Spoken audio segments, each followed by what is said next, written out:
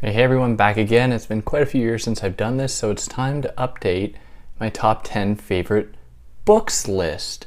I did this in like 2020 or 2021, and we're due for another one. But before jumping into it, hi, if you're new here, I'm David. I explain philosophical concepts and ideas and ways to make them accessible to you. So if you're new, like, share, subscribe. You'll see videos I release every week, sometimes twice a week. Sometimes they have videos, sometimes they're just audio. If it's just audio, you can find it on a podcast platform under all the same names.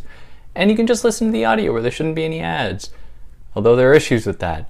In any case, if you found this as an audio form, you can find the video for it on YouTube if you're interested in that.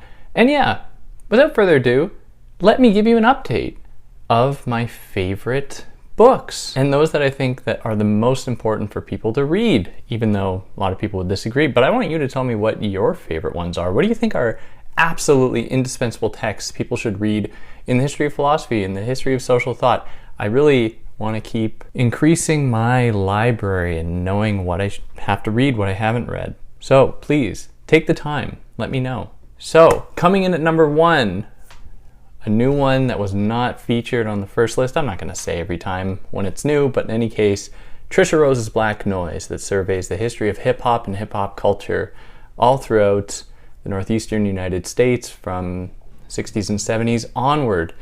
Super fascinating text that Tricia Rose really demonstrates her ability to perform very deep historical excavations of a very complicated topic and situating the emergence, in this case, of hip-hop within the broader context of anti-black racism, of deindustrialization in the United States, of creative efforts on the part of urban black youth to create new music that resonated with their experiences. Not to mention as well the trinity, or the four-pronged element of hip-hop culture comprised of breakdancing, graffiti, scratching, and rap music, really bringing all of these elements together. Really amazing text that I recommend to anybody. It reads so well, and Tricia Rose is just without parallel. Second, and I'm going to sound like a douche when I say this, but Marx's Capital, Volume 3. And you're like, what the? Volume 3? This is Volume 1. The reason Volume 3 is my favorite of those volumes, and I think is a super important text, is that it has all of the theoretical underpinnings that Volume 1 has, but more of them. And the depth of Marx's theoretical investigation of the implications of the capitalist mode of production on people's minds and their lives is really fleshed out in a lot of detail in this one. Not to mention, he also gives hints and illustrations of what a post-capitalist future might actually look like. But, you got to read, I know this is a weird suggestion, you got to read, volumes 1 and 2, but really it's my favorite. If you haven't read it, please do. Third, Deleuze and Guattari's 1,000 Plateaus. Now, this text is unlike any other in that it just covers so much. From one chapter to the next, you're reading about strange musical composition and theory of the refrain, and then you're talking about early states all the way down to Kettle-Hayek and Jericho and maybe not Jericho, I can't remember if they mentioned that, but like Göbekli Tepe, it's like, what? They talk about so much. And that's what's really so profoundly interesting about this book, in that they are able to really demonstrate their eclectic breadth of knowledge, being able to touch upon all of these topics and dig into them in a lot of detail, but also to really highlight the implications of all of these different areas and various transformations in these areas to help us understand the world today. And it's really amazing. I prefer it to Anti-Oedipus, because Anti-Oedipus is really singularly focused on psychoanalysis, Freudian psychoanalysis, whereas 1,000 Plateaus talks about so much. Highly recommend. You don't need to read Anti-Oedipus before 1,000 Plateaus. If you wanted to, it makes sense. Really, 1,000 Plateaus, amazing text. Next, Frantz Fanon's The Wretched of the Earth. I think for many people, Black Skin, White Masks is Frantz Fanon's really key text, and in a lot of ways it is. However, there's something mysterious about The Wretched of the Earth that appeals to me much more than Black Skin, White Masks. Not to mention, in The Wretched of the Earth, Frantz Fanon lays out what resistance to colonial power might actually look like and what the future holds, and really what it means to conduct anti-colonial resistance, which is, to me, it reads as though Frantz Fanon is not holding back in this text, whereas in Black Skin, White Masks, he's more like describing an issue. In The Wretched of the Earth, he's describing how to confront and oppose that issue, i.e. European colonialism. Really amazing, amazing text. You must read it. You probably got to read Black Skin, White Masks first, but if you can get to The Wretched of the Earth, you really should. Next, Michel Foucault's Madness and Civilization, and now I flip-flop on which Foucault text to include. They are just all so good, and each, like, Foucault and his ability to write clearly, which might seem strange to people, like Foucault writing clearly, there's just something about his prose that attracts me like no other author I mention here. Not to mention his ability to really dig into the implications of various historical transformations, however minuscule they are, in helping us make sense of what we take for granted today, what we just assume to be normal.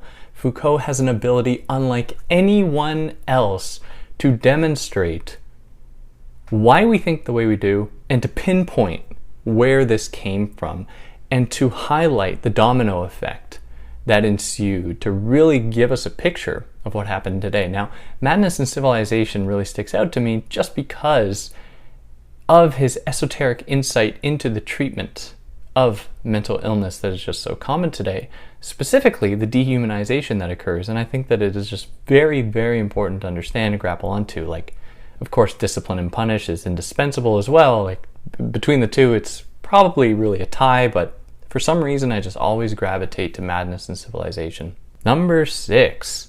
I don't know if I've been numbering them. Anyways, number 6, Queer Phenomenology by Sara Ahmed.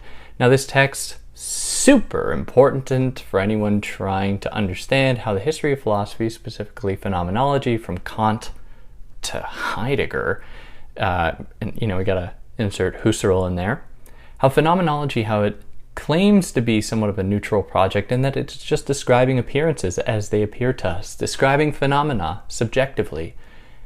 Sara Ahmed is able to demonstrate that actually, well, our ability to even think about the world in such a way is bound up with certain power relations that reflect certain interests, notably white European interests, that instead of just receiving the world neutrally, as phenomenology might suggest, actually seek to bend and warp that world to meet their gaze, to meet their expectations. So their perception that they are receiving the world neutrally, and that is being studied through phenomenology, does less to actually capture a neutral world and more to impose an idea upon that world that can be then confirmed by its being studied.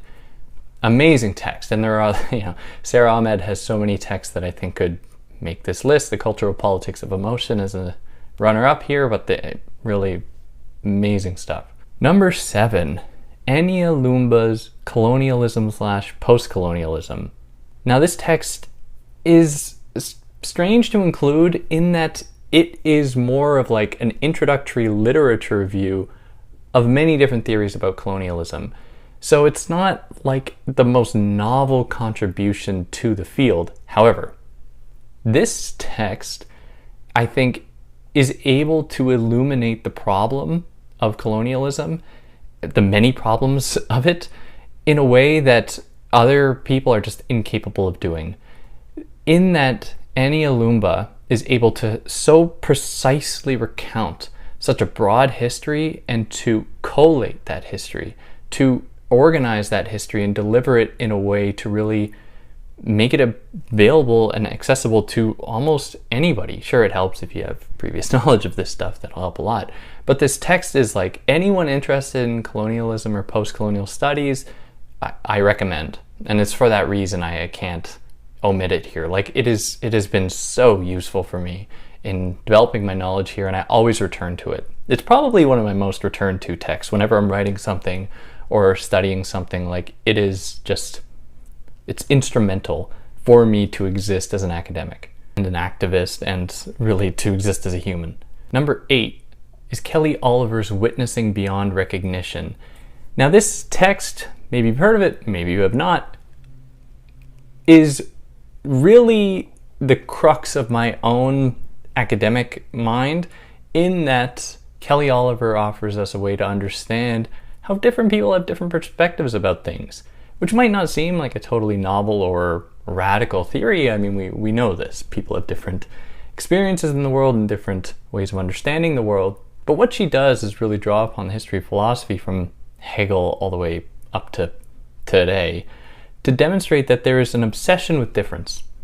And in this text, what she does is really try to bridge the gap between difference and to find value in bringing people together, even if, they don't necessarily have the same experiences. And she does this by offering us an idea of witnessing, to be able to be privy, to be exposed to someone else's experiences, and to embrace epistemic humility. That is to say, being able to shut up and just listen to someone tell you something and be prepared to sit uncomfortably, uneasy, while accepting what they are saying and trying to learn from it. Also understanding your own subject position and being able to wrestle with how various relations contribute to, and different subject positions contribute to, ongoing histories of oppression and discrimination that specifically target racialized people, gender minorities, anyone, and so many other communities. Now, number 9 is still The Critique of Pure Reason by Immanuel Kant. This text, despite everything I've said so far and being generally critical about phenomenology, if we can call Kant a phenomenologist, a lot of ways we can, but this text, like no other, just changed my perception of life, the world, and my existence. And it just completely overhauled how I engage in the world.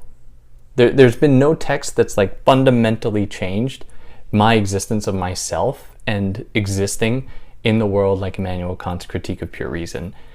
Whether or not it actually provides any kind of template to, perform any action or to exist differently in the world, that's another question. Just on a personal level, like profound stuff that I'm so glad I read.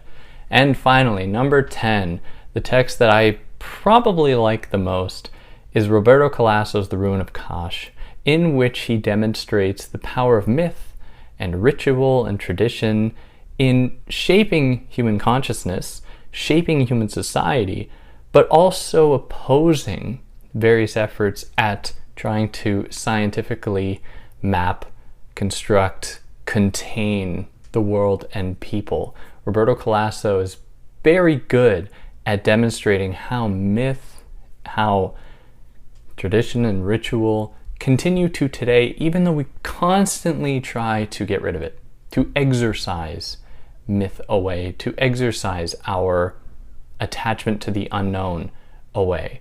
Where for him, we are always going to have one foot in the unknown.